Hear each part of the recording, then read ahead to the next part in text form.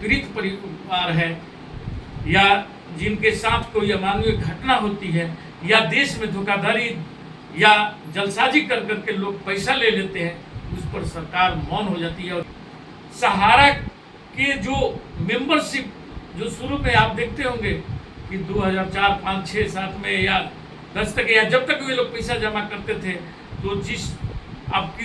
Branch में जाते थे वहाँ पर एक नए मेंबरशिप खोल दिया जाता था। लेकिन क्योंकि उस समय तक हमारा आधार कार्ड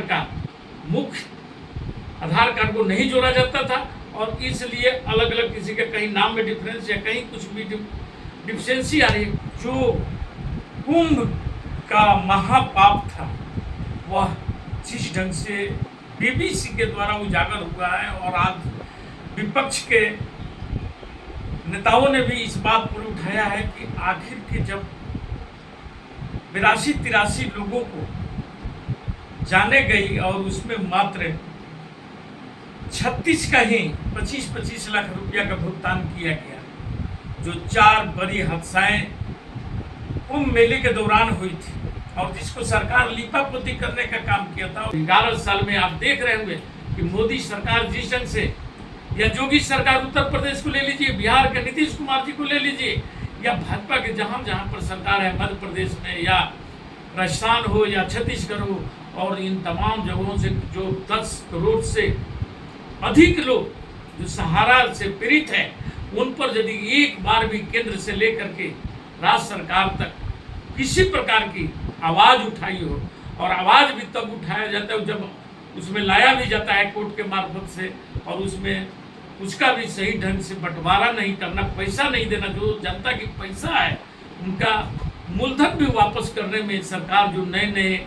नियम और कानून लगा रही है और जो वो मांग कर उसमें बतलाया जा रहा है, जो नई नई खामियां जो आ रही है, डिफिशिएंसी जो आ रही है, उस पर जो चर्चा किया जा रहा है उसमें बतलाया जा रहा है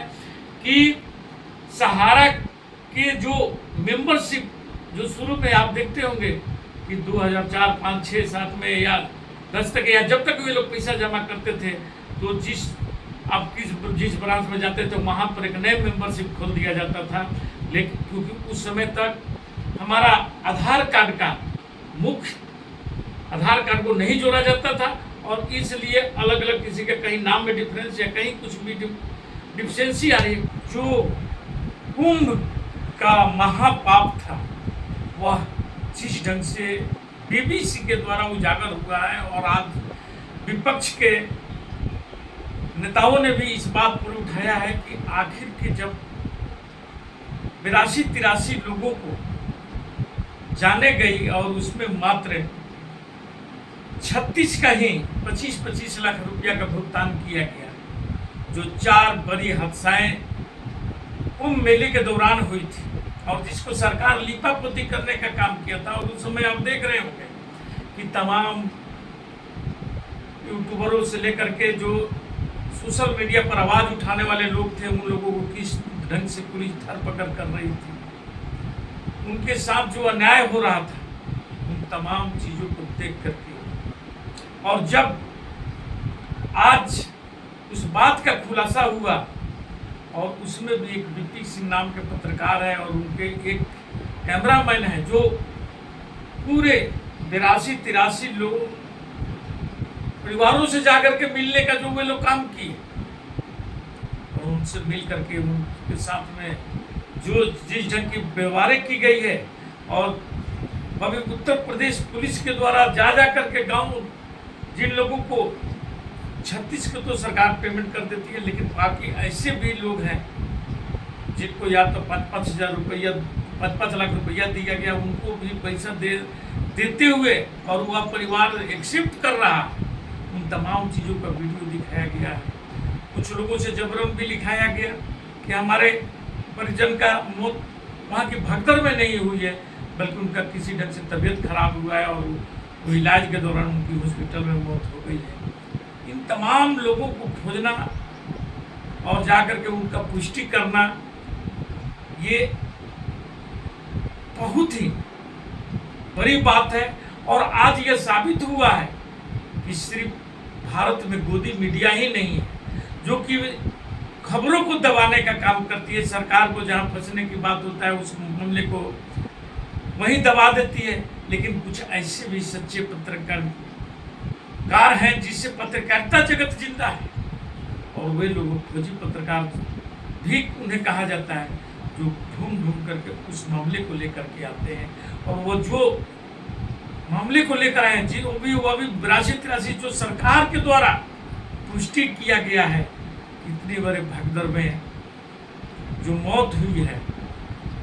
उनको किस ढंग से कैसे और कैसे समझा करके, इसी पर कांग्रेस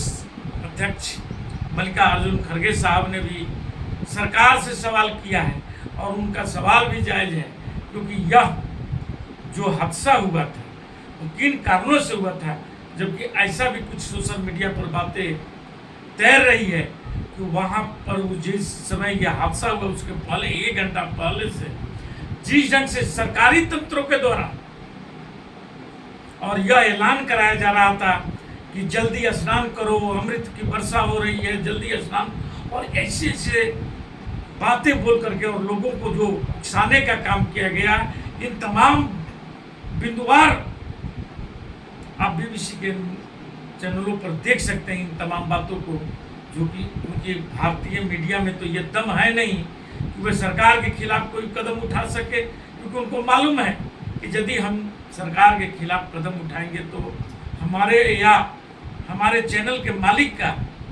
आफत आ जाएगा। तो वे लोग तो इस पर बात उठाएंगे नहीं। लेकिन बीबीसी जिस ढंग से, और उसमें भी बीबीसी के भी जो जी पत्रकार, पुराने वरिष्ठ पत्रकार हैं, DP सिंह साहब ने जो बातें और तथ्य के साथ जो रखा है, उससे हमें लगता है कि भारत के हर आदमियों को देखना चाहिए। और वहीं पर जो सरकार बुलडोजर के द्वारा लोगों को घर गिरा रही है, उत्तर प्रदेश में लोगों को न्याय नहीं मिल रहा है, और उत्तर प्रदेश क्या बोला जाए पूरे देश में यह स्थिति बनी हुई है कि किस ढंग से नफरतें फैला करके और लोगों के साथ में न्याय किया जा रहा है। जैसे आज आप देख रहे हैं कि अमेरिका में जो स्थिति हुई है वहाँ पर जो दंगा भड़का हुआ है उसमें भारतीय लोग भी हैं, क्योंकि जो वहाँ पर दंगा जैसी स्थिति जो हुआ है, जिसे ट्रंप सरकार नेशनल गार्ड के द्वारा उन्हें दबाने का प्रयास कर रहा है, लेकिन वह मामला दबने लायक है नहीं, क्योंकि वहाँ की जनता जिस ढंग से विद्रोह कर रही है और सड़कों पर उतरी है, क्योंकि जो वहाँ अमानवीय व्यवहार किया जा रहा है। अमानवीय व्यवहार के मतलब कि यदि आप मान लीजिए NRI ये भारतीय हैं, आप माता पिता भारतीय हैं और उनके बच्चा जन्म ले लिया है अमेरिका में, उनकी तो वह नागरिकता, हालांकि उसको भी नागरिकता ये लोग खत्म करने की बात कर रहे हैं, ये ट्रंप सरकार जब से आई है, और उनके बच्चे को जबरन घरों से खींच करके ले जाया जा रहा है, और उनके माँ बाप को हथकड़ियाँ डाल करके और विदेश में भेजा जा, अपने स्वदेश भेजा जा रहा है। इन तमाम चीज़ों को देखने के बाद में अभी आजकल का ही एक ऐसा भी रिपोर्ट आ रहा है कि एक छात्र पढ़ने के लिए अमेरिका जाता है, और वहाँ पर वहाँ का इरिगेशन डिपार्टमेंट या जो जांच एजेंसियां हैं उनके समक्ष सही बात नहीं रख पाता है, जिसके चलते उसको मुस्का लगा करके और उसकी पीठ पीछे हथकड़ियाँ लगाई जा रही है, और ये भयावह स्थिति है। लेकिन हमारे देश के प्रधानमंत्री चुप है, जबकि बोलने को तो वह बोलते हैं कि ट्रंप हमारा मित्र है, लेकिन ट्रंप जिस ढंग से भारत को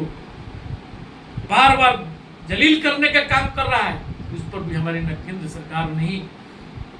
उनके मंत्री कोई भी जवाब देने के लिए आ रहे हैं सामने। बल्कि यदि कोई पत्रकार या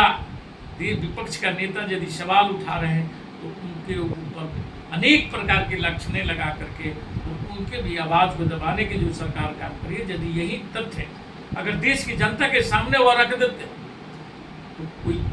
उससे सरकार का कोई विशेष हानि नहीं होता। लेकिन सरकार चूंकि या 11 साल में जो सरकार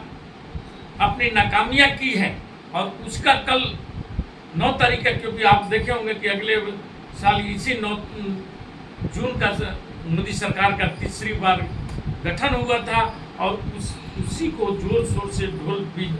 बजवाया जा रहा है, डंका बजवाया जा रहा है, और उसमें भाजपा के तमाम नेता बढ़ चढ़ करके भाग ले रहे हैं। लेकिन उस पर भी विपक्ष के नेता राहुल गांधी ने जो अपनी बात रखी है